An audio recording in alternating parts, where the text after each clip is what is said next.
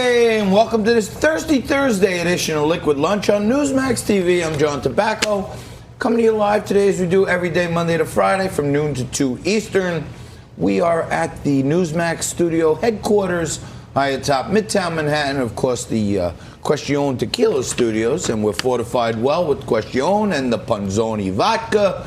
We have all that good stuff coming at you, but the real good stuff is happening downtown in the financial district, right here in New York City. The New York Stock Exchange is up 427 points today. The market is recovering.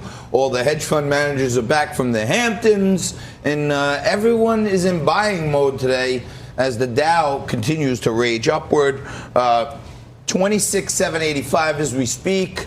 You know, before we went into the dog days of summer, the last few weeks of August, I was hoping for the market to get above 27,000 and stay there, get on a path to 30,000, which if we can settle down these China tariff fears, we very well may be at 30,000 by the end of the year.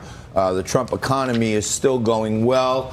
A little bit of a slowdown in manufacturing growth. The left-wing media will have you believe that we're not growing, that manufacturing is going down. In fact, we're still growing with a 49 measure in the last manufacturing index, but just not as fast as we were. So we're growing, but a little slower.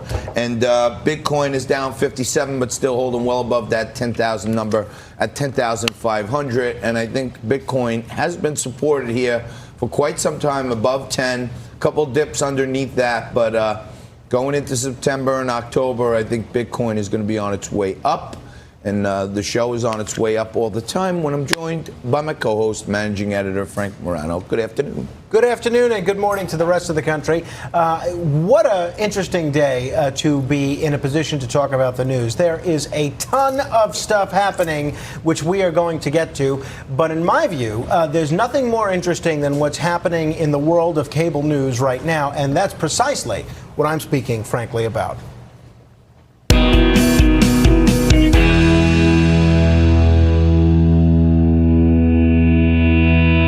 Many of you may remember Dr. Sebastian Gorka. He was a White House advisor. Before that, he was a pundit on different national security issues. These days, he hosts a nationally syndicated radio show on Salem Media.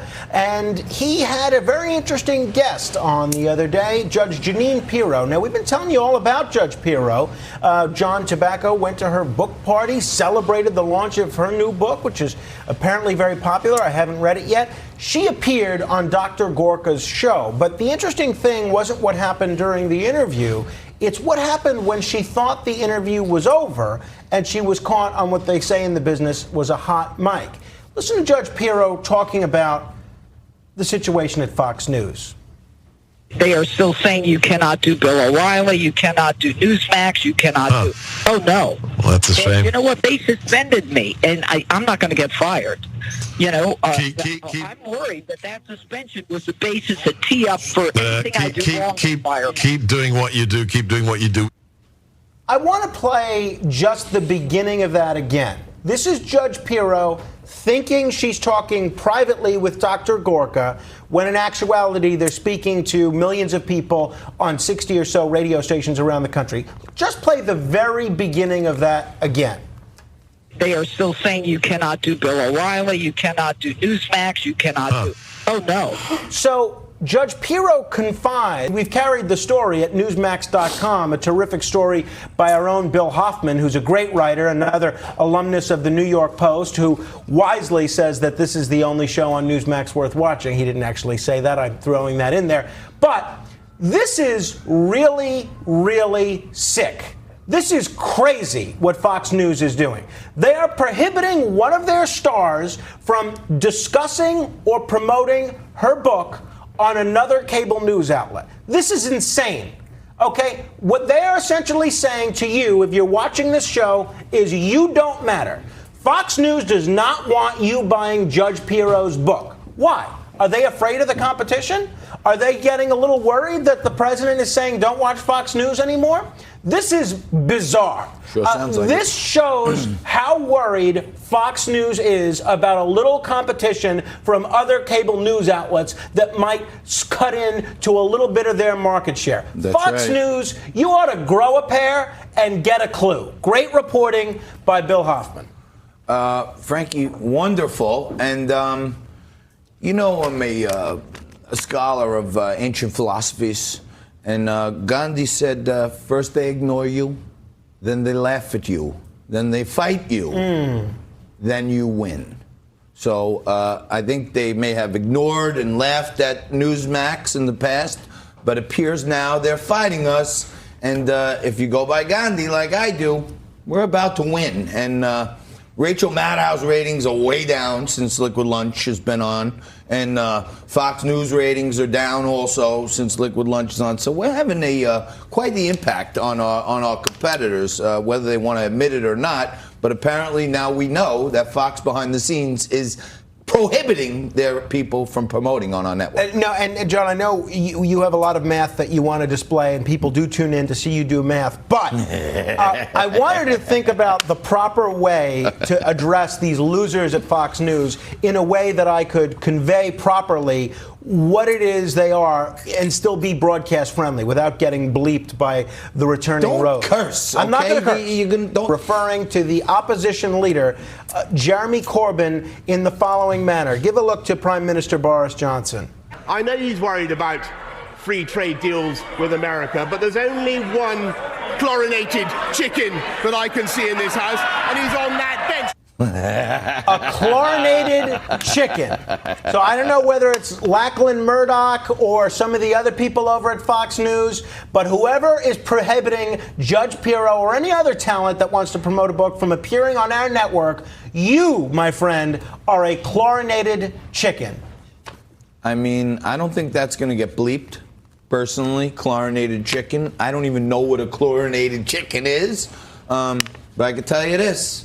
Whoever you are, I wouldn't want to be a chlorinated chicken. It sounds like a chicken that's been dunked in a pool or something. It's like loaded with chlorine. Is that right? That's right.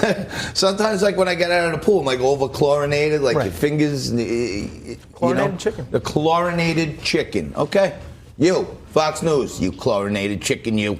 Now, or at the very least, speaking of chlorinated chicken networks, the left-wing media continues to try to manipulate the minds of voters, much like they did in the run-up to the 2016 election, by giving us poll after poll after poll, Quinnipiac, Marist, all these liberal college polls. We're all saying Donald Trump has no path to victory.